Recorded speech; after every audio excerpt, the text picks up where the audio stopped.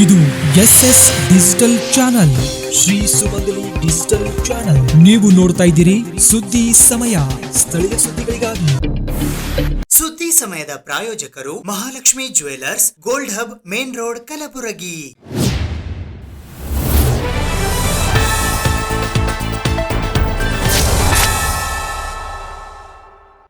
ಸುದ್ದಿ ಸಮಯಕ್ಕೆ ಸ್ವಾಗತ. ನಾನು RJ ಮಂಜು ಹಿರೋಳಿ.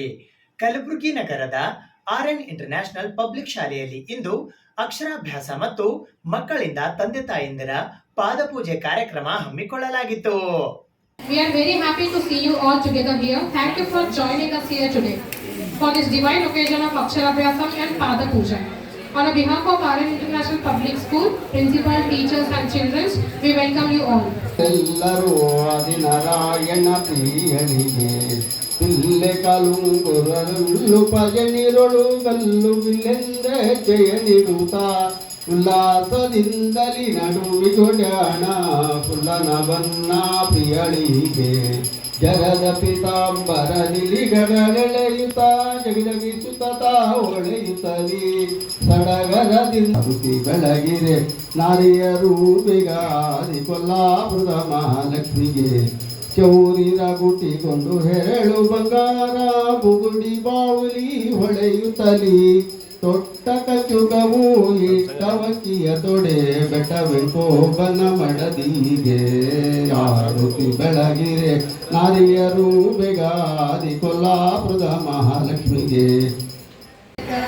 ಗಣನಾಯಕ ನೀನೇ ವಿನಾಯಕ, ನೀ ಫಲದಾಯಕ ನೀನೇ ವಿನಾಯಕ, ನೀ ಫಲದಾಯಕ ನೀನೇ ವಿನಾಯಕ, ಫಲದಾಯಕ ನೀನೇ ವಿನಾಯಕ, ಫಲದಾಯಕ ನೀನೇ ವಿನಾಯಕ.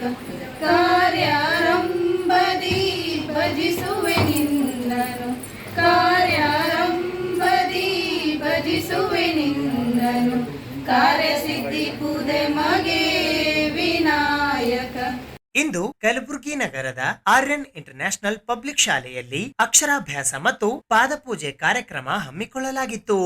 ಈ ಸಂದರ್ಭದಲ್ಲಿ 3 ರಿಂದ 5 ವರ್ಷದ ಮಕ್ಕಳಿಗೆ ಅಕ್ಷರಾಭ್ಯಾಸ ಮತ್ತು ಎಲ್ಲಾ ವಿದ್ಯಾರ್ಥಿಗಳಿಂದ ಅವರ ತಂದೆ ತಾಯಿಯರ ಪಾದಪೂಜೆ ಮಾಡಿಸಲಾಯಿತು.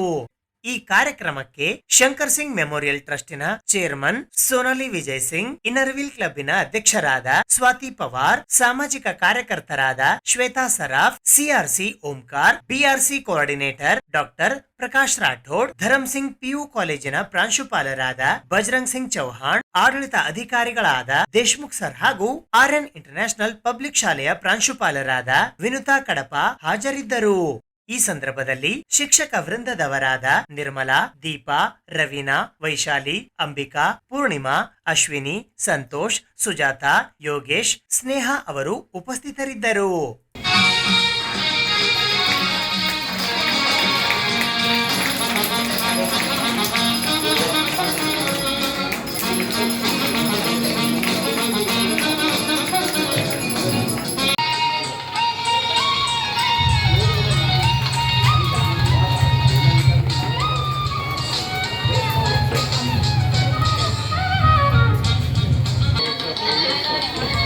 बजरंग सर,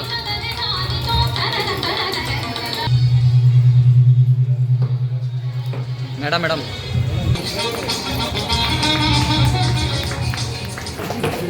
मैडम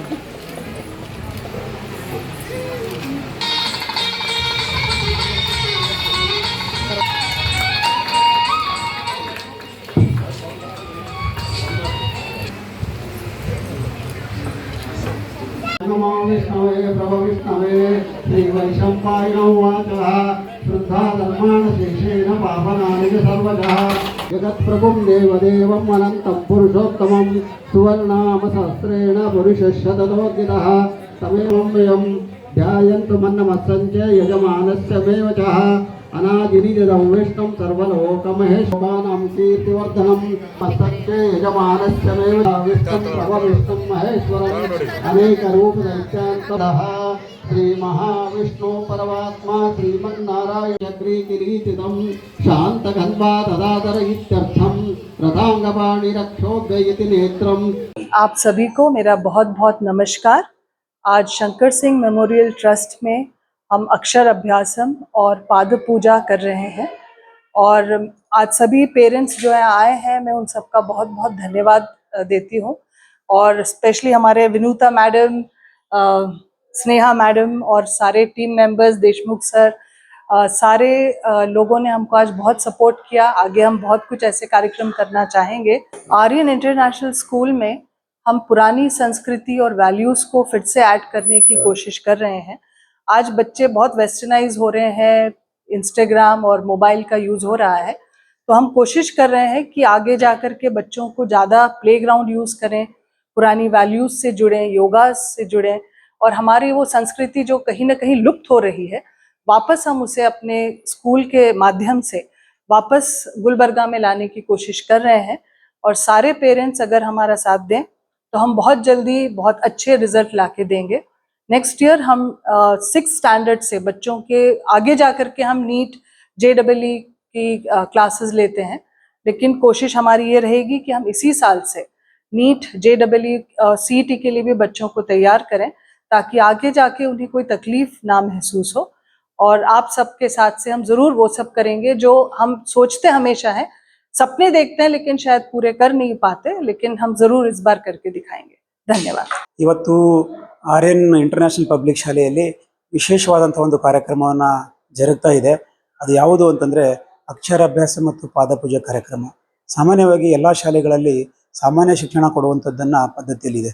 ಆದರೆ ಈ RN ಪಬ್ಲಿಕ್ ಶಾಲೆಯಲ್ಲಿ ವಿಶೇಷವಾದಂಥ ಮಕ್ಕಳಿಗೆ ಅಕ್ಷರಾಭ್ಯಾಸ ಮಾಡಬೇಕು, ಅದು LKG UKG ಮಕ್ಕಳಿಗೆ. ಅದರಲ್ಲೂ ಮತ್ತು ತಾಯಂದಿರಿಗೆ ಗೌರವ ಕೊಡಬೇಕು, ಸಮಾಜದಲ್ಲಿ ಹೆಣ್ಮಕ್ಳಿಗೆ ಗೌರವ ಕೊಡಬೇಕು ಅನ್ನುವಂಥ ಹಿನ್ನೆಲೆಯಲ್ಲಿ ಇವತ್ತು ಮಹಿಳೆಯರ ಪಾದ ಪೂಜಾ ಕಾರ್ಯಕ್ರಮವನ್ನು ಮಾಡಿದ್ದಾರೆ. ಇದರಿಂದ ಏನು ಅಂತಂದರೆ ಮಕ್ಕಳು ಬೆಳೆಯೋ ಹಂತದಲ್ಲಿನೇ ಮಕ್ಕಳಿಗೆ ಒಂದು ಸಂಸ್ಕಾರ ಮತ್ತು ಮೌಲ್ಯಗಳನ್ನು ಕಲೀಲಿಕ್ಕೆ ಸಾಧ್ಯ ಆಗ್ತಾ ಇದೆ. ಸಾಮಾನ್ಯವಾಗಿ ಶಿಕ್ಷಣ ಸಿಗ್ತಾ ಇದೆ, ಆದರೆ ಶಿಕ್ಷಣದ ಜೊತೆಗೆ ಸಂಸ್ಕಾರ ಮತ್ತು ಮೌಲ್ಯಗಳನ್ನು ಸಿಗೋದು ಬಹಳ ಈ ಸಂದರ್ಭದಲ್ಲಿ ಬಹಳ ಕಡಿಮೆ ಆಗಿದೆ. ಅದನ್ನು ಇವತ್ತು ಈ ಶಾಲೆಯಲ್ಲಿ ಅದು ಇವತ್ತು ಕೊಡ್ತಾ ಇದ್ದಾರೆ ಅಂತಂದರೆ ಈ ಶಾಲೆಯ ಸಿಬ್ಬಂದಿಗಳಿಗೆ ಮತ್ತು ಎಲ್ಲ ಮ್ಯಾನೇಜ್ಮೆಂಟ್ ಕಮಿಟಿಗಳಿಗೆ ವಿಶೇಷವಾದಂಥ ಯಾರಿಗೆ ವಿಶೇಷ ಅಂತಂದರೆ ಮಾನ್ಯ ಧರ್ಮ್ ಸಿಂಗ್ ಸಾಹೇಬರಿಗೆ ಮತ್ತು ವಿಜಯ್ ಸಿಂಗ್ ಸಾಹೇಬರಿಗೆ ಮತ್ತು ಅಜಯ್ ಸಿಂಗ್ ಸಾಹೇಬರಿಗೆ ನಾವು ಧನ್ಯವಾದಗಳನ್ನು ಸಲ್ಲಿಸಬೇಕಾಗ್ತದೆ. ಕಲಬುರಗಿ ನಾಡಿನಲ್ಲಿ ಒಂದು ಉತ್ತಮವಾದಂಥ ಒಂದು ಶಿಕ್ಷಣವನ್ನು ಕೊಡಲಿಕ್ಕೆ ಪ್ರಯತ್ನ ಪಡ್ತಾ ಇದ್ದಾರೆ. ಸಾಕಷ್ಟು ಸಂಸ್ಥೆಗಳಿದ್ದಾವೆ. ಆ ಸಂಸ್ಥೆಗಳಲ್ಲಿ ಭಾಳ ಡಿಫ್ರೆಂಟ್ ಆಗಿರ್ತಕ್ಕಂಥ ಸಂಸ್ಥೆ ಯಾವುದು ಅಂತಂದರೆ RN ಇಂಟರ್ನ್ಯಾಷನಲ್ ಪಬ್ಲಿಕ್ ಶಾಲೆ ಅಂತ ಹೇಳ್ಬೋದು.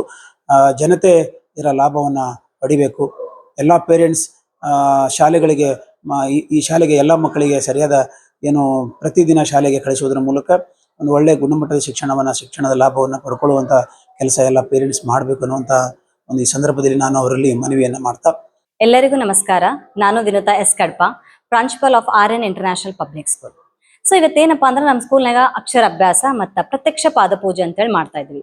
ರೀಸನ್ ಏನು, ಯಾಕೆ ಮಾಡ್ಲಿಕ್ಕೆ ನಾವು ಅಕ್ಷರಾಭ್ಯಾಸ ಮತ್ತು ಪಾದ ಪೂಜೆ ಅಂದ್ರೆ ಎಲ್ಲೋ ನಾವು ಮರ್ತು ಹೋಗಿವಿ. ಏನಪ್ಪಾ ಅಂತಂದ್ರೆ ನಮ್ಮ ಹಿಂದಿನ ಕಾಲದಾಗ ನಮ್ಮ ಕಲ್ಚರ್, ನಮ್ಮ ಟ್ರೆಡಿಷನ್ ಅದೆಲ್ಲ ನಾವು ಮರ್ತಿದ್ವಿ. ಅದನ್ನೆಲ್ಲ ಮತ್ತೆ ತರಬೇಕು, ನಮ್ಮ ಹತ್ರ ವೆಸ್ಟರ್ನ್ ಇರಬೇಕು, ಆದ್ರೆ ನಾವು ಓವರ್ ಆಗಿ ಮಾಡ್ಲಿಕತ್ತೀವಿ. ಅದನ್ನ ತಡೆಗಟ್ಲಿಕ್ಕೆ ಏನಪ್ಪಾ ಅಂದ್ರೆ ಮತ್ತೆ ನಮ್ಮ ಸಂಸ್ಕೃತಿ, ನಮ್ಮ ಕಲ್ಚರ್ ಅನ್ನ ಅದು ತಗೊಂಡ್ಬರ್ಬೇಕಂತೇಳಿ ಇವತ್ತು ಅಕ್ಷರಾಭ್ಯಾಸ ಮತ್ತು ಪಾದ ಪೂಜೆಯನ್ನ ನಡೆಸ್ಲಿಕತ್ತೀವಿ. ಅದ್ರ ಜೊತೆಗೆ ಏನಪ್ಪಾ ಅಂದ್ರೆ ನಮ್ಮ ಶಾಲೆಯಲ್ಲಿ IIT, NEET, JEE ಮತ್ತೆ CET ಎಲ್ಲಾ ಕೋಚಿಂಗ್ಗಳು 6th to 10th ಸ್ಟ್ಯಾಂಡರ್ಡ್ ತನ ಬೇಸಿಕ್ ಕ್ಲಾಸ್ಗಳನ್ನ ಸ್ಟಾರ್ಟ್ ಮಾಡ್ತಾ ಇದ್ವಿ. ನಮ್ಮ ಸಂಸ್ಥೆ ವತಿಯಿಂದ ಬಂದಿರುವಂತ ಮಕ್ಕಳಿಗೆಲ್ಲನಪ್ಪ ಅಂತಂದ್ರೆ ಉಪಹಾರ ಫ್ರೀ ಆಗಿ ಕೊಡ್ತಾ ಇದ್ವಿ. ಅಂದ್ರೆ ಯಾವುದೇ ರೀತಿ ಅದಕ್ಕೆ ಶುಲ್ಕವನ್ನು ತೆಗೆದುಕೊಳ್ತಾ ಇಲ್ಲ. ನಾವು ಮಕ್ಕಳಿಗೆ ಎನ್ಕರೇಜ್ ಮಾಡ್ಬೇಕು. ಮಕ್ಕಳು ಹೋದ ನಂತರ ಸುಸ್ತಾಗಿರ್ಬಾರ್ದು ಮನೆಯಲ್ಲಿ. ಮತ್ತೇನಪ್ಪಾ ಈಗ ಬರ್ಬೇಕಂದ್ರೆ ಬೋರ್ ಅಂತ ಫೀಲ್ ಆಗ್ತಿರ್ತಾರೆ, ಅದನ್ನೆಲ್ಲ ಆಗ್ಬಾರ್ದು ಅಂತೇಳಿ ನಮ್ಮ ಕಡೆಯಿಂದ ನಾವು ಎಷ್ಟು ಸಾಧ್ಯವಾದಷ್ಟು ಪ್ರಯತ್ನ ಮಾಡೇನಪ್ಪ ಅಂತಂದ್ರೆ ಸಕ್ಸಸ್ ಮಾಡ್ಕೋತೀವಿ ಅಂತ ಅನ್ಕೋತೀವಿ. Thank you. ಭಾರತ್ ಕಮ್ಯುನಿಸ್ಟ್ ಪಕ್ಷದ 25ನೆಯ ಕಲಬುರಗಿ ಜಿಲ್ಲಾ ಸಮ್ಮೇಳನವು ಕಲಬುರಗಿ ನಗರದ ಕನ್ನಡ ಭವನದಲ್ಲಿ ಜರುಗಿತು. ಭಾರತ್ ಕಮ್ಯುನಿಸ್ಟ್ ಪಕ್ಷದ ವತಿಯಿಂದ 25ನೆಯ ಕಲಬುರಗಿ ಜಿಲ್ಲಾ ಸಮ್ಮೇಳನವು ದಿನಾಂಕ 2 ಆಗಸ್ಟ್ 2025ರಂದು ಕಲಬುರಗಿ ನಗರದ ಕನ್ನಡ ಭವನದಲ್ಲಿ ಜರುಗಿತು. ಈ ಸಮ್ಮೇಳನದ ಅಂಗವಾಗಿ ಬಹಿರಂಗ ಸಭೆಯು ಬೆಳಗ್ಗೆ 11:30ರಿಂದ 12:30 ಗಂಟೆಯವರೆಗೆ ಜರುಗಿತು. ಈ ಸಮ್ಮೇಳನದಲ್ಲಿ ಧ್ವಜಾರೋಹಣ ಮಾಡಲು ಪ್ರಗತಿಪರ ಚಿಂತಕರಾದ ಡಾಕ್ಟರ್ P. ಸಂಪತ್ರಾವ್ ಆಗಮಿಸಿದ್ದರು. ಅಧ್ಯಕ್ಷತೆಯನ್ನು CPI ಜಿಲ್ಲಾ ಕಾರ್ಯದರ್ಶಿ ಡಾಕ್ಟರ್ ಮಹೇಶ್ ಕುಮಾರ್ ರಾಠೋಡ್ ವಹಿಸಿದ್ದರು. ಉದ್ಘಾಟಕರಾಗಿ ಸಿಪಿಐ ರಾಜ್ಯ ಸಹ ಕಾರ್ಯದರ್ಶಿಗಳಾದ ಕಾಮ್ರೇಡ್ ಬಿ ಅಮ್ಜದ್ ಆಗಮಿಸಿದ್ದರು. ಮುಖ್ಯ ಅತಿಥಿಗಳಾಗಿ ಹಿರಿಯ ವಕೀಲರಾದ ಪಿ ವಿಲಾಸ್ ಕುಮಾರ್ ಆಗಮಿಸಿದ್ದರು. ಈ ಸಂದರ್ಭದಲ್ಲಿ ರಾಜ್ಯ ಮಂಡಳಿಯ ಸದಸ್ಯರಾದ ಮೌಲಾ ಮುಲ್ಲಾ, ಜಿಲ್ಲಾ ಸಹ ಕಾರ್ಯದರ್ಶಿಗಳಾದ ಪ್ರಭುದೇವ್ ಎಳಸಂಗಿ, ಪದ್ಮಾವತಿ ಪಾಟೀಲ್, ಮಾಜಿ ಜಿಲ್ಲಾ ಕಾರ್ಯದರ್ಶಿ ಭೀಮಾಶಂಕರ್ ಮಾಡಿಯಾಳ್, ಜೇವರ್ಗಿ ತಾಲೂಕಾ ಕಾರ್ಯದರ್ಶಿ ಮೊಹಮ್ಮದ್ ಚೌಧರಿ, ಯಡ್ರಾಮಿ ತಾಲೂಕಾ ಕಾರ್ಯದರ್ಶಿ ಭೀಮರಾಯ ಎಂ, ಕಲಬುರಗಿ ನಗರ ಕಾರ್ಯದರ್ಶಿ ಸಾಜಿದ್ ಅಹಮದ್, ಶಹಾಪುರ್ ತಾಲೂಕಾ ಕಾರ್ಯದರ್ಶಿ ತಿಮ್ಮಣ್ಣ, ಆಳಂದ ತಾಲೂಕಾ ಕಾರ್ಯದರ್ಶಿ ಅಶ್ಫಾಕ್ ಮುಲ್ಲಾ, ಕಲಬುರಗಿ ತಾಲೂಕಾ ಕಾರ್ಯದರ್ಶಿ ಶರಣಮ್ಮ ಪೂಜಾರಿ, ಹೋರಾಟಗಾರರಾದ ಬಸಣ್ಣ ಸಿಂಗೆ ಸೇರಿದಂತೆ ಜಿಲ್ಲಾ ಸಮ್ಮೇಳನದ ಎಲ್ಲಾ ಪ್ರತಿನಿಧಿಗಳು ಉಪಸ್ಥಿತರಿದ್ದರು. ಜನಕ್ಕೆ ವಸತಿ ಸೌಲಭ್ಯ ಕೊಡಲಿಕ್ಕೆ ನಮಗೆ ಸಾಧ್ಯ ಆಗಲಿಲ್ಲ. ಇಂತಹ ಮೂಲಭೂತ ನಾಗರಿಕ ಬದುಕಿನ ಸವಲತ್ತನ್ನು ಕೊಡಲಿಕ್ಕೆ ನಾವೇ ಆಯ್ಕೆ ಮಾಡಿಕೊಂಡಿರ್ತಕ್ಕಂಥ ನಮ್ಮ ಸರ್ಕಾರಗಳು ಅದರತ್ತ ಗಮನ ಕೊಡದೇ ಇರತಕ್ಕಂಥದ್ದು ಇದೆಯಲ್ಲ, ಇದು ಈ ಸಮಾಜದಲ್ಲಿ ಆಗಿರ್ತಕ್ಕಂಥ ಕೇಂದ್ರ ಮತ್ತು ರಾಜ್ಯ ಸರ್ಕಾರಗಳ ಆಡಳಿತಾತ್ಮಕ ಲೋಪಗಳು ಅಂತೇಳಿ ನಾವಿವತ್ತು ಗುರುತಿಸ್ತಾ ಇದ್ದೀವಿ. ನಾವು ನೋಡ್ತಾ ಹೋಗ್ಬೋದು, ಇವತ್ತು ಕೇಂದ್ರ ಸರ್ಕಾರ ಕಳೆದ 3 ಅವಧಿಯಲ್ಲಿ ಈ ದೇಶದಲ್ಲಿ ಆಡಳಿತ ಮಾಡ್ತಾ ಇದೆ. ಯಾವುದೇ ಜನರ ಮೂಲಭೂತ ಪ್ರಶ್ನೆಗಳಿಟ್ಕೊಂಡು ಆಡಳಿತ ಮಾಡ್ತಾ ಇಲ್ಲ. ಆದರೆ ಅಧಿಕಾರಕ್ಕೆ ಬರ್ತಕ್ಕಂಥ ಪೂರ್ವದಲ್ಲಿ ಅವ್ರು ಹೇಳಿದ್ರು, ನಾವು ಅಧಿಕಾರಕ್ಕೆ ಬಂದರೆ 2 ಕೋಟಿ ಉದ್ಯೋಗ ಕೊಡ್ತೀವಿ, ಭ್ರಷ್ಟಾಚಾರ ನಿರ್ಮೂಲನೆ ಮಾಡ್ತೀವಿ, ವಿದೇಶದ ಕಪ್ಪು ಹಣ ತರ್ತೀವಿ, ಎಲ್ರಿಗೂ ಶಿಕ್ಷಣ ಕೊಡ್ತೀವಿ, ಏನೆಲ್ಲ ಇವತ್ತು ಆಸೆ ಆಕಾಂಕ್ಷೆಗಳನ್ನ ನಮ್ಮ ಮುಂದೆ ಇಟ್ಟು ಅಧಿಕಾರಕ್ಕೆ ಬಂದರು. ಆದರೆ ಆ 3 ಅವಧಿಯ ಸಾಕ್ತಾ ಇರ್ತಕ್ಕಂಥ ಈ ಆಡಳಿತ ವ್ಯವಸ್ಥೆಯನ್ನು ಸ್ವಲ್ಪ ವಿಮರ್ಶೆ ಮಾಡಿದ್ರೆ ಬಹುಶಃ ಮೋದಿ ಸರ್ಕಾರ ಒಂದು ರೀತಿ ಪ್ರಜಾಪೀಡಕ ಸರ್ಕಾರವಾಗಿ ಕೆಲಸ ಮಾಡ್ತು ಅಂತಕ್ಕಂಥದ್ದು ನಾವಿವತ್ತು ಗುರುತಿಸಿದೀವಿ. ಕಲಬುರಗಿ ಜಿಲ್ಲೆಯಲ್ಲಿ ಒಂದೇ ಕಟ್ಟಡದಲ್ಲಿ 2-3 ಶಾಲೆಗಳನ್ನು ಅಕ್ರಮವಾಗಿ ನಡೆಸುತ್ತಿರುವ ಶಿಕ್ಷಣ ಸಂಸ್ಥೆಗಳ ವಿರುದ್ಧ ಕ್ರಮ ಕೈಗೊಳ್ಳುವಂತೆ ಆಗ್ರಹಿಸಿ ಕಲ್ಯಾಣ ಕರ್ನಾಟಕ ರಕ್ಷಣಾ ವೇದಿಕೆಯ ವತಿಯಿಂದ ಪ್ರತಿಭಟನೆ ನಡೆಸಲಾಯಿತು. ಕಲಬುರಗಿ ಜಿಲ್ಲೆಯಲ್ಲಿ ಒಂದೇ ಕಟ್ಟಡದಲ್ಲಿ 2-3 ಶಾಲೆಗಳನ್ನು ಅಕ್ರಮವಾಗಿ ನಡೆಸುತ್ತಿರುವ ಶಿಕ್ಷಣ ಸಂಸ್ಥೆಗಳ ವಿರುದ್ಧ ದೂರು ನೀಡಿದರೂ ಸಹ ಯಾವುದೇ ಕ್ರಮ ಕೈಗೊಳ್ಳದೇ ಇರುವ ಹಿನ್ನೆಲೆಯಲ್ಲಿ ಕಲ್ಯಾಣ ಕರ್ನಾಟಕ ರಕ್ಷಣಾ ವೇದಿಕೆಯ ವತಿಯಿಂದ ಇಂದು ಕಲಬುರಗಿ ನಗರದ ಸಾರ್ವಜನಿಕ ಶಿಕ್ಷಣ ಇಲಾಖೆಯ ಉಪನಿರ್ದೇಶಕರ ಕಚೇರಿಯ ಎದುರು ಪ್ರತಿಭಟನೆ ನಡೆಸಲಾಯಿತು. ಈ ಪ್ರತಿಭಟನೆಯಲ್ಲಿ ರಾಜ್ಯಾಧ್ಯಕ್ಷರಾದ ಶಿವಲಿಂಗ್ ಹಳಿಮನಿ, ಜಿಲ್ಲಾಧ್ಯಕ್ಷರಾದ ಸಂದೀಪ್ ಭರಣಿ, ಸತೀಶ್ ಕಡೂಣ್, ವಿಶ್ವನಾಥ್ ಡೇಕುನ್, ಪಪ್ಪು ಬಿದ್ದಾಪುರ್, ಅನಿಲ್ ಆಳಂದ್ಕರ್, ಅವಿನಾಶ್ ಕಾಂಬಳೆ ಸೇರಿದಂತೆ ಇತರೆ ಅನೇಕರು ಪಾಲ್ಗೊಂಡಿದ್ದರು. ಇವತ್ತು ಕಲಬುರಗಿ ನಗರದ ಉಪನಿರ್ದೇಶಕರ ಶಿಕ್ಷಣ ಇಲಾಖೆ ಕಚೇರಿ ಮುಂದೆ ಪ್ರತಿಭಟನೆ ಮಾಡೋ ಉದ್ದೇಶ ಏನಪ್ಪಾ ಅಂತಂದ್ರೆ, ಸುಮಾರು 2 ತಿಂಗಳ ಹಿಂದುಗಡೆ ನಾನು ಕಲಬುರಗಿಯ ಶಿಕ್ಷಣ ಇಲಾಖೆ ಆಯುಕ್ತರಿಗೆ ನಾನು ಮನವಿ ಕೂಡ ಸಲ್ಲಿಸಿದ್ದೇನೆ. ವಿಷಯ ಏನಪ್ಪಾ ಅಂತಂದ್ರೆ, ಒಂದೇ ಕಟ್ಟಡದಲ್ಲಿ 2-3 ಶಾಲೆಗಳು ನಡೆಸ್ತಾ ಇರತಕ್ಕಂಥ ಶಾಲೆಗಳ ಮೇಲೆ ಕ್ರಮ ಕೈಗೊಂಡು ಅವರ ಮೇಲೆ ಪ್ರಕರಣ ದಾಖಲು ಮಾಡ್ಬೇಕಂತ. ಇವತ್ತು ಉದಾಹರಣೆ, ಇವತ್ತು ಸುಲ್ತಾನ್ಪುರ ರಸ್ತೆಯಲ್ಲಿ ಇರ್ತಕ್ಕಂಥ ಶಿವಶಕ್ತಿ ನಗರ ನಿಸರ್ಗ ಶಾಲೆ, ನವಪ್ರಜ್ಞಾ ಶಾಲೆ ಹಾಗೂ ನಿಸರ್ಗ BA BCom ಅಂತ ಅಂದ್ರೆ ಒಂದೇ ಕಟ್ಟಡದಲ್ಲಿ 3-4 ಪರವಾನಗಿ ಕೊಡುವಂತ ಯಾವುದೇ ಕಾನೂನು ಅಡಿಯಲ್ಲಿ ಇಲ್ಲ. ಆದ್ರೆ ಇವತ್ತು ನಮ್ಮ ಕಲಬುರಗಿ ಉಪನಿರ್ದೇಶಕರು ಒಂದು ದುಡ್ಡಿನ ಆಮಿಷಕ್ಕೆ ಬಿದ್ದು ಮಕ್ಕಳ ಭವಿಷ್ಯ ಹಾಳು ಮಾಡುವಂತ ಕೆಲಸ ಇಲ್ಲಿ ಕಂಡು ಬರ್ತಾ ಇದೆ. ಅದಕ್ಕೆ ನಾವು ಇವತ್ತು ಹೇಳೋದೇನಪ್ಪಾ ಅಂತಂದ್ರೆ, ಇವತ್ತು ಕಲಬುರಗಿಯಲ್ಲಿ ಸುಮಾರು 400-500 ಶಾಲೆಗಳು ಇವತ್ತು ಕಿರಾಣಿ ಅಂಗಡಿ, ಪಾನ್ ಪಟ್ಟಿ ಯಾವ ತರ ಇದೆ ಆ ತರ ಇವತ್ತು ಕಲಬುರಗಿಯಲ್ಲಿ ಶಿಕ್ಷಣ ಇಲಾಖೆಯನ್ನು ಅಸ್ತವ್ಯಸ್ತ ಕಂಡು ಬರ್ತಾ ಇದೆ. ಇದಕ್ಕೆ ನೇರವಾಗಿ ಹೊಣೆಗಾರ ಯಾರಪ್ಪ ಅಂದ್ರೆ ಜಿಲ್ಲಾಡಳಿತ ಹಾಗೂ ಇಲ್ಲ ಶಿಕ್ಷಣ ಇಲಾಖೆ ಅಧಿಕಾರಿಗಳು. ಇವತ್ತು ಹಲವು ಬಾರಿ ಮನವಿ ಸಲ್ಲಿಸಿದ್ರು ಕೂಡ ಇವತ್ತು ನಾನು ಈ ಶಿಕ್ಷಣ ಇಲಾಖೆ ಬಗ್ಗೆ ಇವತ್ತು ಮಾಹಿತಿ ಹಕ್ಕು ಅಡಿಯಲ್ಲಿ ನಾನು ಒಂದು ಉತ್ತರ ಕೇಳಿದ್ದೀನಿ. ಇವತ್ತಿಗೂ ಕೂಡ ಯಾವುದೇ ಒಂದು ಉತ್ತರ ಕೊಡುವಂತ ಕೆಲಸ DDP ಅಧಿಕಾರಿಗಳು ಮಾಡ್ತಾ ಇಲ್ಲ. ಅಂದ್ರೆ ನೇರವಾಗಿ ಕಂಡು ಬರ್ತಾ ಇದೆ ಇಲ್ಲಿ ಭ್ರಷ್ಟಾಚಾರ ನಡೀತಾ ಇದೆ ಅಂತ ಇಲ್ಲಿ ಕಂಡು ಬರ್ತಾ ಇದೆ. ಅಂದ್ರೆ ಇಲ್ಲಿ ಅಧಿಕಾರಿಗಳು ಇಲ್ಲಿಯ ಕಲಬುರಗಿಯಲ್ಲಿ ಇರ್ತಕ್ಕಂತ ಒಂದು ಶಿಕ್ಷಣ ಸಂಸ್ಥೆಯ ಅಧ್ಯಕ್ಷರು ಏನಪ್ಪಾ ಅಂದ್ರೆ ಇವತ್ತು ಮೋಜು ಮಸ್ತಿ ಮಾಡುವಂತ ಕೆಲಸ ಕಂಡು ಬರ್ತಾ ಇದೆ. ಇಲ್ಲಿ ಮಕ್ಕಳಿಗೆ ವಿದ್ಯಾಭ್ಯಾಸ ಕೊಡುವಂತ ಕೆಲಸ ಕಾಣ್ತಾ ಇಲ್ಲ. ಇವತ್ತು ಒಂದೊಂದು ಶಾಲೆಗಳಿಗೆ ನೀವು ವಿಸಿಟ್ ಹೋಗಿ ನೋಡಿ, ಇವತ್ತು ಯಾವುದೇ ಒಂದು ಆಹಾರ್ತಾ ಇರ್ತಕ್ಕಂಥ ಶಿಕ್ಷಕರು ಯಾರೂ ಇಲ್ಲ. ಇವತ್ತು 7ನೇ 8ನೇ 10ನೇ ಪಾಸ್ ಆದಂತವ್ರಿಗೆ ಏನಪ್ಪಾ ಅಂದ್ರೆ ಇವತ್ತು ಶಿಕ್ಷಕರಂತ ನೇಮಕ ಮಾಡಿ ಇವತ್ತು ವಿದ್ಯಾರ್ಥಿಗಳ ಪೋಷಕರಲ್ಲಿ ಏನಪ್ಪಾ ಅಂದ್ರೆ ಲಕ್ಷಾಂತರ ರೂಪಾಯಿ ದುಡ್ಡು ಒಂದು ಡೊನೇಷನ್ ಹೊಡೆಯುವಂತ ಕೆಲಸ ಇವತ್ತು ಕಲಬುರಗಿಯಲ್ಲಿ ಕಂಡು ಬರ್ತಾ ಇದೆ. ಇವತ್ತು ಒಂದಿಷ್ಟು ಜನ ಡೊನೇಷನ್ ಅವಳಿಗೆ ಗೊತ್ತಿದ್ರು ಕೂಡ ಇವತ್ತು ಭಯಭೀತರಾಗಿ ಯಾರು ಬಂದು ನೇರವಾಗಿ ಹೇಳ್ತಾ ಇಲ್ಲ. ಅಂದ್ರೆ ತಮ್ಮ ಮಕ್ಕಳ ಮೇಲೆ ಭವಿಷ್ಯದ ಮೇಲೆ ಪರಿಣಾಮ ಬೀಳುವಂತ ಕೆಲಸ ಕಂಡು ಬರ್ತಾ ಇದ್ದಂತ ಕಾರಣಕ್ಕಾಗಿ ಇವತ್ತು ಒಂದಿಷ್ಟು ಏನಪ್ಪಾ ಅಂದ್ರೆ ಹೋರಾಟಗಾರ ಆಗಿರ್ಬೋದು, ಒಂದಿಷ್ಟು ಅಧಿಕಾರಿಗಳು ಆಗಿರ್ಬೋದು, ಇವತ್ತು ಒಂದಿಷ್ಟು ಪೋಷಕರು ನೇರವಾಗಿ ಬರ್ತಾ ಇಲ್ಲ. ಅಂದ್ರೆ ಇವತ್ತು ನಾನು ನೇರವಾಗಿ ಹೇಳಕ್ ಇಷ್ಟಪಡ್ತಾ ಇದ್ದೇನೆ, ಇವತ್ತು ಕಲಬುರಗಿ ಜಿಲ್ಲೆಯ ಇವತ್ತು ರಾಜ್ಯದಲ್ಲಿ ಇವತ್ತು 10ನೇದು ಏನಪ್ಪಾ ಅಂತಂದ್ರೆ ಫಲಿತಾಂಶ ಕೊನೆಯ ಸ್ಥಾನ. ನಾಚಿಕೆ ಬರಬೇಕು. ಇವತ್ತು ಕಲಬುರಗಿಯ ಜಿಲ್ಲಾಡಳಿತಕ್ಕೆ ನಾಚಿಕೆ ಬರ್ಬೇಕಂತ ನಾನು ಹೇಳ್ತಾ ಇದ್ದೀನಿ. ಕಟ್ಟಡದಲ್ಲಿ 3-4 ಪರವಾನಗಿ ನೀಡುತ್ತಿರುವ ಗುಲ್ಬರ್ಗಾ ದೂರದರ್ಶನ ಕೇಂದ್ರವನ್ನು ಉಳಿಸಿಕೊಡುವಂತೆ ಕರ್ನಾಟಕ ಜಾನಪದ ಪರಿಷತ್ತಿನ ಕಲಬುರಗಿಯ ಜಿಲ್ಲಾಧ್ಯಕ್ಷರಾದ ಸಿಎಸ್ ಮಾಲಿ ಪಾಟೀಲ್ ಹಾಗೂ ಕಲಬುರಗಿಯ ಹಿರಿಯ ಸಾಹಿತಿಗಳಾದ ಡಾಕ್ಟರ್ ಸ್ವಾಮಿರಾವ್ ಕುಲಕರ್ಣಿ ಅವರು ಇಂದು ಪತ್ರಿಕಾಗೋಷ್ಠಿಯ ಮೂಲಕ ಆಗ್ರಹಿಸಿದ್ದಾರೆ. 1947ರಲ್ಲಿ ಸ್ವಾತಂತ್ರ್ಯ ಪಡೆದ ಮೇಲೆ ಭಾರತದ ಕೆಲವು ಪ್ರಮುಖ ಭಾಗಗಳಲ್ಲಿ ದೂರದರ್ಶನ ಕೇಂದ್ರಗಳು ಪ್ರಾರಂಭಿಸಿದರು. ಅದು ದೆಹಲಿಯಿಂದ ಮೊದಲುಗೊಂಡು ದಕ್ಷಿಣ ಭಾರತದ ಕರ್ನಾಟಕದ ಕಲಬುರಗಿ ಜಿಲ್ಲೆಗೆ ಪ್ರಥಮ ಆದ್ಯತೆಯಲ್ಲಿ ಅಂದಿನ ಕೇಂದ್ರ ಸರ್ಕಾರ 1977ರ ಸೆಪ್ಟೆಂಬರ್ 3ರಂದು ಪ್ರಾರಂಭಿಸಿರುವ ದೂರದರ್ಶನ ಕೇಂದ್ರವನ್ನು ಮುಚ್ಚದೆ ಉಳಿಸಿಕೊಡಬೇಕು ಎಂದು ಕರ್ನಾಟಕ ಜಾನಪದ ಪರಿಷತ್ತಿನ ಜಿಲ್ಲಾಧ್ಯಕ್ಷರಾದ ಸಿಎಸ್ ಮಾಲಿ ಪಾಟೀಲ್ ಹಾಗೂ ಹಿರಿಯ ಸಾಹಿತಿಗಳಾದ ಡಾಕ್ಟರ್ ಸ್ವಾಮಿರಾವ್ ಕುಲಕರ್ಣಿ ಅವರು ಒತ್ತಾಯಿಸಿದ್ದಾರೆ. ಈ ಸುದ್ದಿಗೋಷ್ಠಿಯಲ್ಲಿ ಲಿಂಗರಾಜ್ ಸಿರ್ಗಾಪುರ್, ಪ್ರೊಫೆಸರ್ ಶಿವಾನಂದ ಅಣಜಗಿ ಉಪಸ್ಥಿತರಿದ್ದರು. ಸೌತ್ ಇಂಡಿಯಾ ಅಂದರೆ ದಕ್ಷಿಣ ಭಾರತವಷ್ಟೇ ಅಲ್ಲ, ಕರ್ನಾಟಕದಲ್ಲಿ ಮೊಟ್ಟ ಮೊದಲನೇದಾಗಿ 1977ರಲ್ಲಿ ಸೆಪ್ಟೆಂಬರ್ 3ರಂದು ಅಂದಿನ ಕೇಂದ್ರ ಸರ್ಕಾರವು ವಾರ್ತಾ ಮತ್ತು ಪ್ರಚಾರ ಇಲಾಖೆಯ ಕೇಂದ್ರ ಸಚಿವರಾಗಿರ್ತಕ್ಕಂಥ ಡಾಕ್ಟರ್ LK ಅಡ್ವಾಣಿಯವರ ನೇತೃತ್ವದಲ್ಲಿ ಈ ಒಂದು ದೂರದರ್ಶನ ಕೇಂದ್ರವನ್ನು ಉದ್ಘಾಟನೆ ಆಗಿತ್ತು ಅನ್ನುವಂಥದ್ದನ್ನು. ಅದು ಇತ್ತೀಚೆಗಾಗಿ ಕೇಂದ್ರ ಸರ್ಕಾರ 2021ರಲ್ಲಿ ಆ ನಿರ್ಣಯವನ್ನು ತೆಗೆದುಕೊಂಡು 2022ರಿಂದ ಎಲ್ಲ ಕಾರ್ಯಕ್ರಮಗಳನ್ನು ಸ್ಥಗಿತಗೊಳಿಸುವುದರ ಮೂಲಕ ಕಾರ್ಯಕ್ರಮ ಮತ್ತು ಇಲ್ಲಿರ್ತಕ್ಕಂಥ ಸಿಬ್ಬಂದಿ ವರ್ಗದವರನ್ನು ಬೇರೆಡೆಗೆ ವರ್ಗಾವಣೆ ಮಾಡೋದ್ರ ಜೊತೆಗೆ ಇಲ್ಲಿ ನಿವೃತ್ತಿಯನ್ನು ಹೊಂದಿದಂಥವರ ಜಾಗವನ್ನು ಖಾಲಿ ಉಳಿಸಿಕೊಂಡು ಹೇಗಾದರೂ ಮಾಡಿ ಈ ದೇಶದಲ್ಲಿರುವಂಥ 50 ದೂರದರ್ಶನ ಕೇಂದ್ರಗಳನ್ನು ಬಂದ್ ಮಾಡಬೇಕು ಅನ್ನುವಂಥ ಕೇಂದ್ರ ಸರ್ಕಾರದ ನಿರ್ಧಾರವನ್ನು ನಾವು ಪ್ರತಿಭಟಿಸುತ್ತಿದ್ದೇವೆ.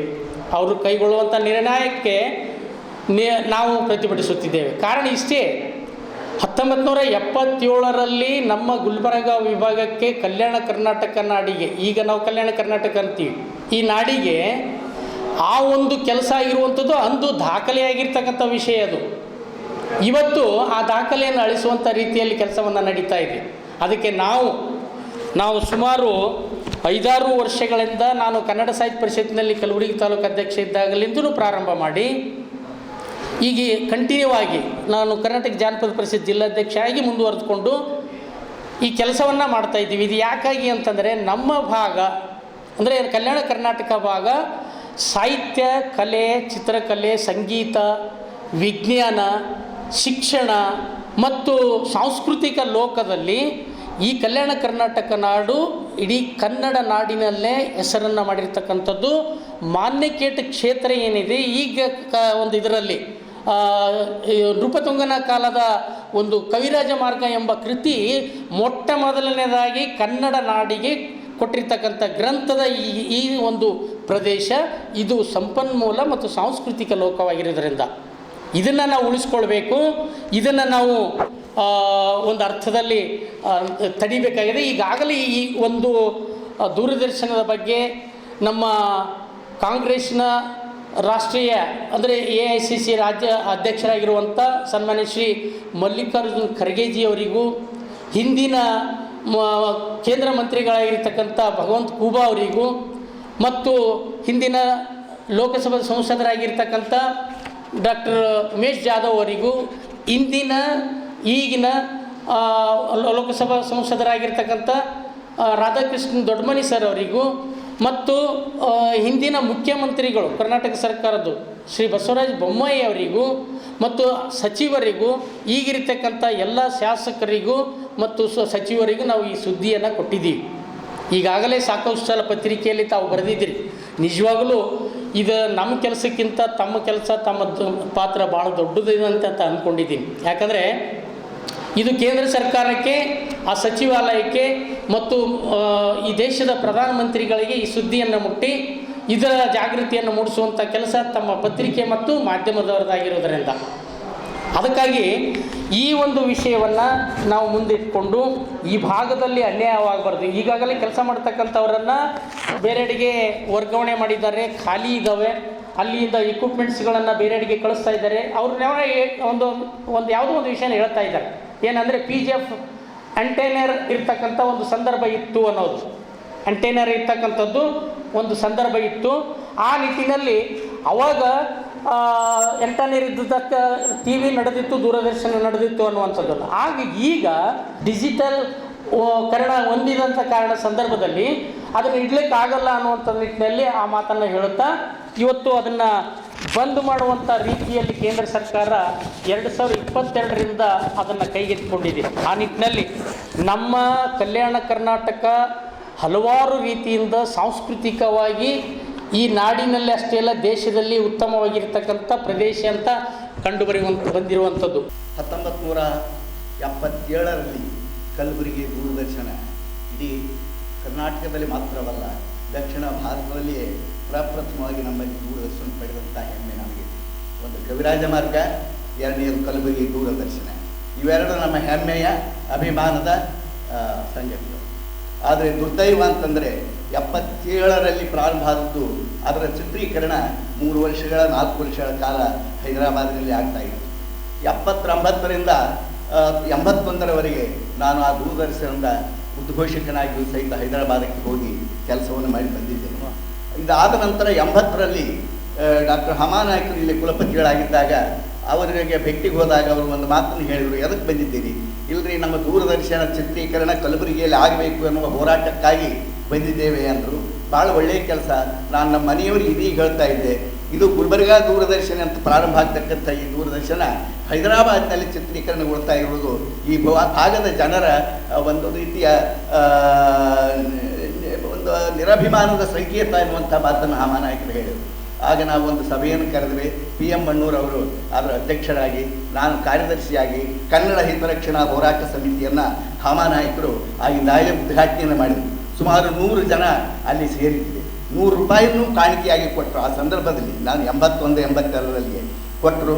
2 ವರ್ಷಗಳ ಕಾಲ ಹೋರಾಟದೊಂದಿಗೆ ಕಲಬುರಗಿ ದೂರದರ್ಶನ ಕೇಂದ್ರ ಇಲ್ಲಿಗೆ ಬಂತು. ವ್ಯವಸ್ಥಿತವಾಗಿ ಈ ಭಾಗದ ಸುದ್ದಿಗಳ ಪ್ರಸಾರ ಆಗಲಿಕ್ಕೆ ಮತ್ತು ಬಹಳ ಸುಧಾರಿಸಿದ ತಂತ್ರಜ್ಞಾನವನ್ನು ಅಳವಡಿಸಿಕೊಂಡು ಅದನ್ನು ಉನ್ನತೀಕರಿಸಬೇಕು ಅಂತ ಮನವಿ ಮಾಡ್ತೀವಿ.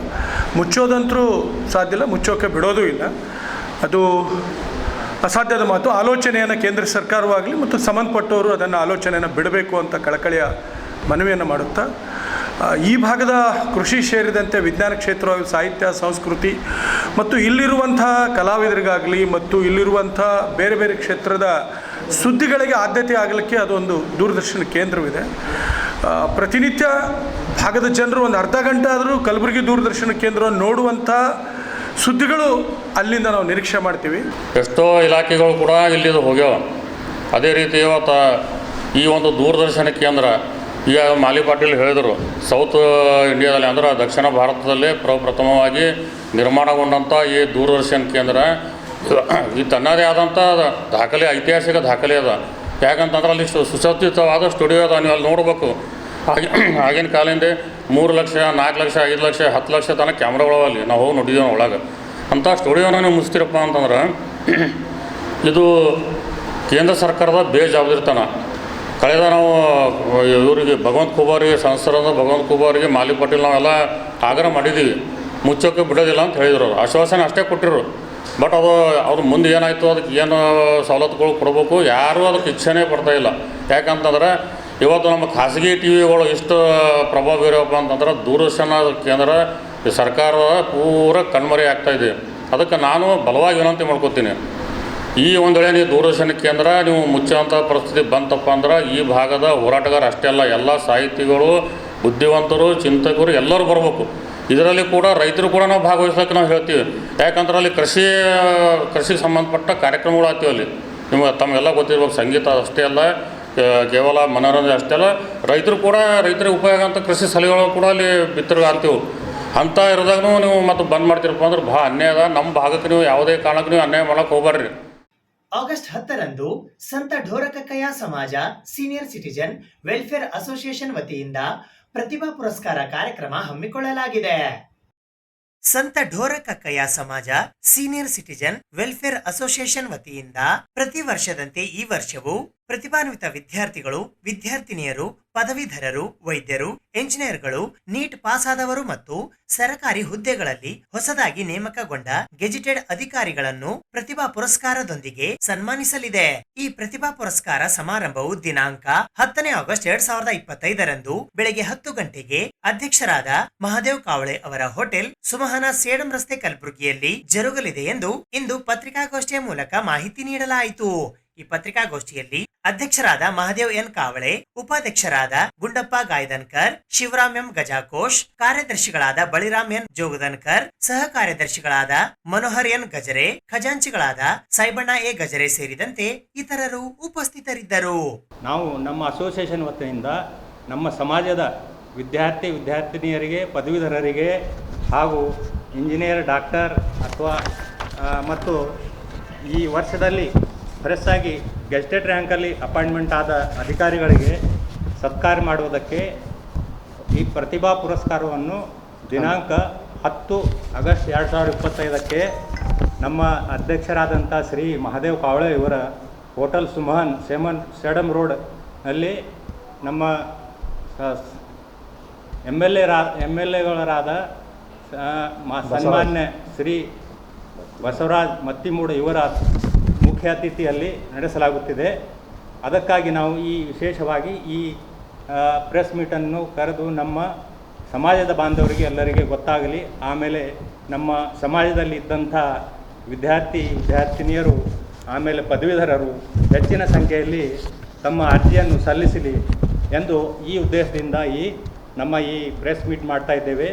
ಈ ಪ್ರೆಸ್ ಮೀಟ್ನಲ್ಲಿ ಹಾಜರಿದ್ದರು ನಮ್ಮ ಅಧ್ಯಕ್ಷರು ಶ್ರೀ ಮಹಾದೇವ್ ಕಾವಳೆ, ಆಮೇಲೆ ಉಪಾಧ್ಯಕ್ಷರು ಶ್ರೀ ಶಿವರಾಮ್ ಗಜರೆ, ಆಮೇಲೆ ಕಾರ್ಯದರ್ಶಿಯವರು ನಾನು ಬಳಿರಾಮ್ ಜೋಗದನ್ಕರ್, ಆಮೇಲೆ ಸಹ ಕಾರ್ಯದರ್ಶಿಗಳು ಮನೋಹರ್ ಗಜರೆ, ಆಮೇಲೆ ಸದಸ್ಯರಾದಂಥ ಯಲ್ಲಪ್ಪ ಖರ್ಟ್ಮಲ್, ಆಮೇಲೆ ಸದಸ್ಯರಾದಂಥ ಖೇಮ್ಲಿಂಗ್ ಆರ್ ಜಗದೆ, ಆಮೇಲೆ ಇನ್ನೊಬ್ಬರು ಸದಸ್ಯರಾದಂಥ ಖೇಮ್ಲಿಂಗ್ ಪಿ ಜಗದೆ, ಇವರೆಲ್ಲರೂ ನಾವು ಉಪಸ್ಥಿತರಿದ್ದು ತಮ್ಮಲ್ಲಿ ಈ ನಮ್ಮ ಪ್ರತಿಭಾ ಪುರಸ್ಕಾರದ ಬಗ್ಗೆ ವಿಸ್ತಾರವಾಗಿ ಹೇಳ್ತಿದ್ದೇವೆ. ತಾವೆಲ್ಲರೂ ನಮ್ಮ ಈ ಪ್ರತಿಭಾ ಪುರಸ್ಕಾರಕ್ಕಾಗಿ ಹೆಚ್ಚಿನ ಸಂಖ್ಯೆಯಲ್ಲಿ ಅರ್ಜಿ ಬರಬೇಕಂತ ಹೇಳಿ ತಮ್ಮ ಎಲ್ಲ ಪತ್ರಿಕೆಗಳಲ್ಲಿ, ತಮ್ಮ ಎಲ್ಲ ಚಾನೆಲ್ಗಳಲ್ಲಿ ವಿಸ್ತರಿಸಬೇಕೆಂದು ನಾವು ಕೋರಿಕೊಳ್ಳುತ್ತೇವೆ. ಧನ್ಯವಾದ.